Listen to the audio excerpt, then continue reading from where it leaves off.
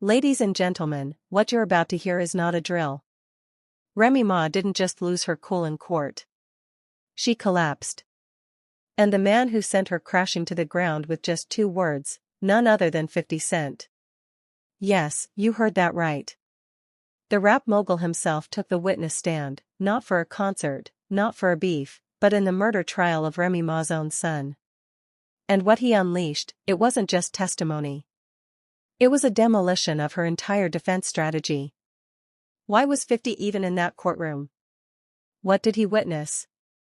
And how in the world did his words have Remy's legal team in absolute chaos within seconds? You think you've seen drama on Law and Order? Please. This was reality TV meets criminal court with a dash of betrayal, lies, and a secret no one was supposed to hear. Remy thought she had the system figured out. But the minute 50 Cent opened his mouth, the courtroom turned into a battleground and only one story survived. Buckle up because what he said might just end everything for Remy Ma. Ladies and gentlemen, you thought you'd seen me? No. What happened inside that New York courtroom has officially redefined the word scandal. And at the center of this unraveling circus, none other than Remy Ma, rap queen turned courtroom catastrophe with 50 Cent playing the unexpected role of executioner. It all started with a case that already had the streets buzzing.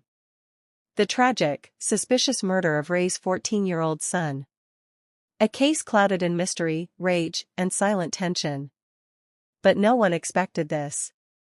No one thought the trial would twist into something so explosive it would leave fans, critics, and even the judge completely speechless. Remy walked into court that morning like she owned a room.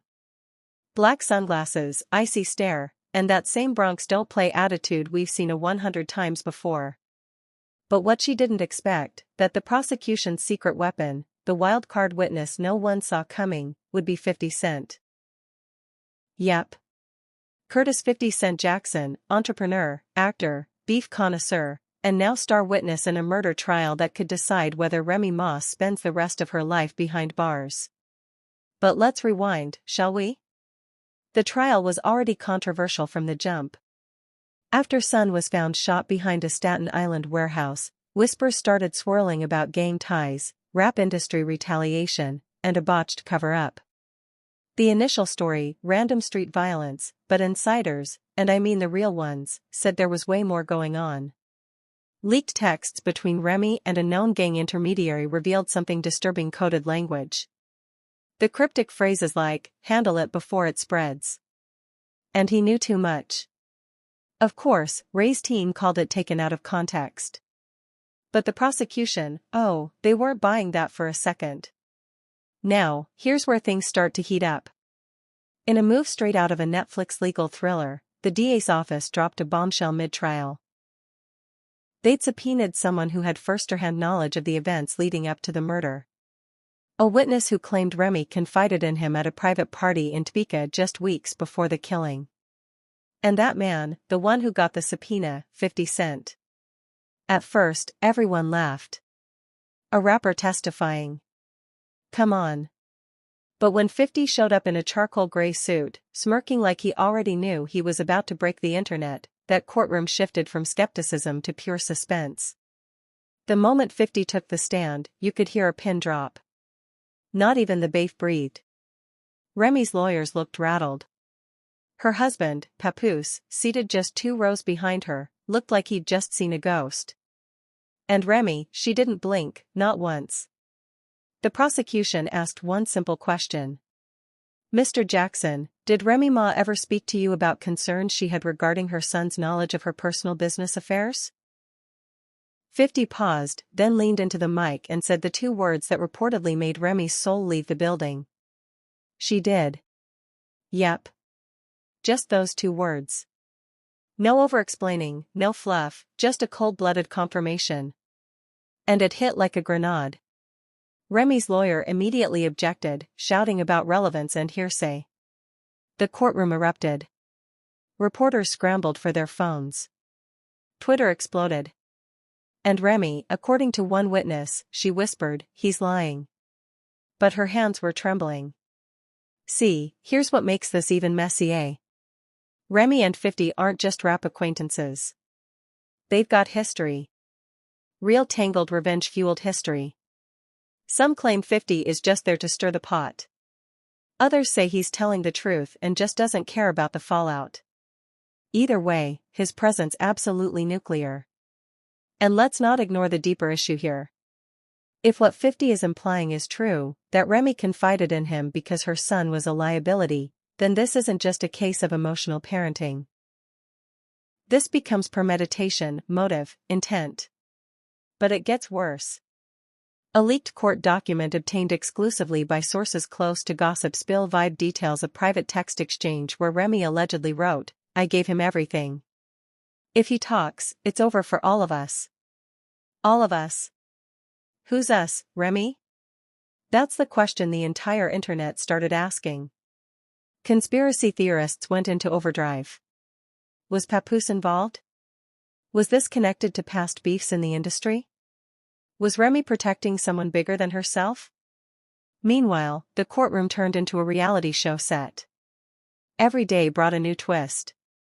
One day, it was an anonymous tip.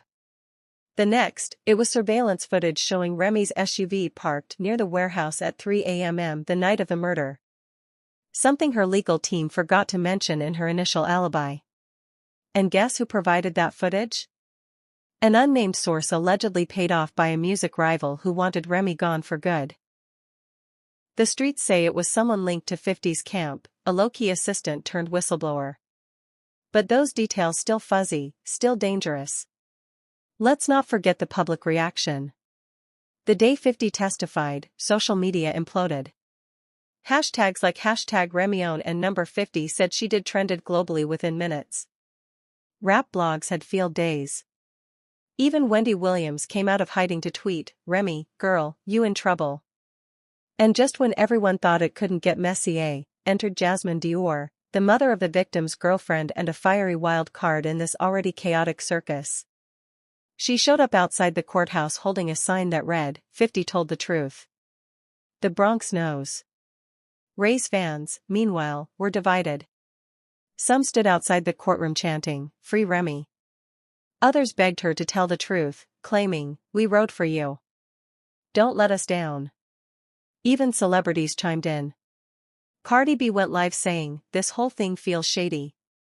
And if 50 on the stand, you know it's personal." While Fat Joe, longtime ally of Remy, posted a cryptic prayer emoji with zero caption.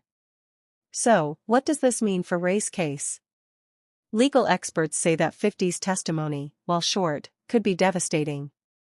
His credibility as a public figure and his history with Remy gives his statement serious weight with the jury, especially if the DA ties it to those ominous texts and the footage. And folks, we haven't even hit the biggest twist yet. Because just as court adjourned for the day and everyone thought the worst had passed, Remy Ma did something no one expected.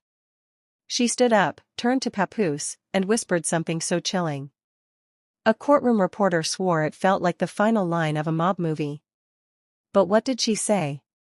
So, let's pick up exactly where we left off. Remy Ma rattled and readied after 50 Cent's courtroom ambush. Turned slowly to Papoose and whispers something so cold, so spine-chilling. Even the stenographer reportedly paused her typing. What did she say? According to a courtroom insider, a legal aide sitting 3 feet away, her exact words were, "You said he'd never talk." Boom.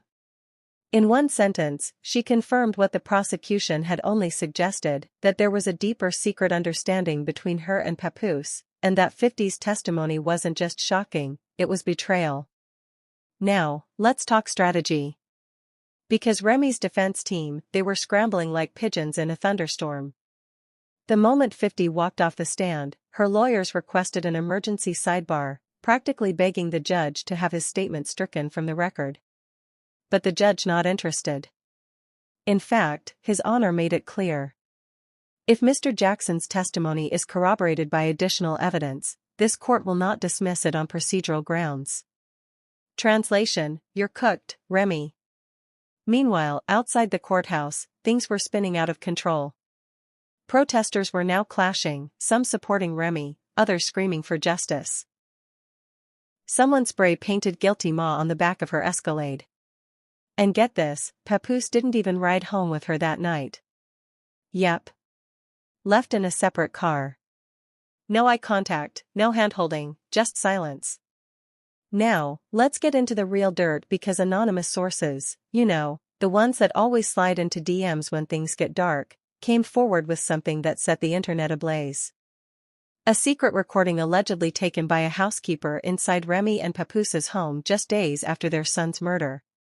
In the clip, you can hear muffled voices arguing. The male voice says, "You said you'd handle it clean. Now we got 50 running his mouth on a damn stand." And the woman, allegedly Remy, responds, "I told him to stay out of it. He did this to himself." Chills right now. Obviously, Ray's PR team rushed to claim the tape was fabricated audio engineering and a desperate attempt to manipulate public perception. But the court, they didn't dismiss it. Instead, they ordered a full forensic analysis. And here's where it gets dangerously messy. While the jury was out for the weekend, prosecution released even more damning evidence. Remy's financial records. Hundreds of thousands of dollars moved between shell companies and offshore accounts just weeks before her son's murder. Some marked as security retainer.